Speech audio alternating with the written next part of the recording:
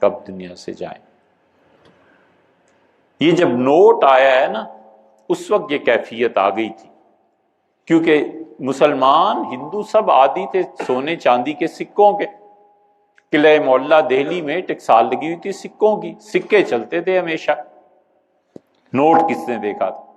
جب نوٹ آیا تو اس وقت علماء میں مصیبت، انہوں نے کہا جی نوٹ حرام ہے، جائز ہی نہیں ہے، اس لیے کہ سکہ اس میں وزن ہے، نوٹ میں کیا وزن ہے، اور نوٹ کینسل کر دیں تو آپ کی رقم گئی.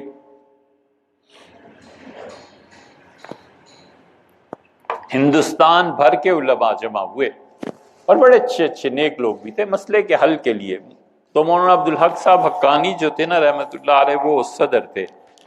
تو دلی میں بڑا لمبا اجلاس ہوا، وہ آگے فجر کے بعد بیٹھے، صدارت شروع. تھوڑی دیر بعد انہوں نے کہا میاں منتظم کو بلا کر کہ ناشتے کا بھی کچھ کیا ہے؟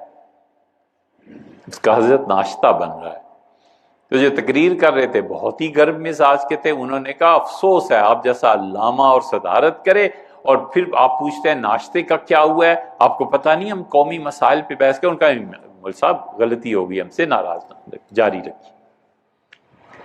پھر تھوڑی دیر بعد انہوں نے کسی اور کو بلایا، مولوی صاحب بھی بدل گئے تھے تقریر. پھر انہوں نے کہا ناشتہ.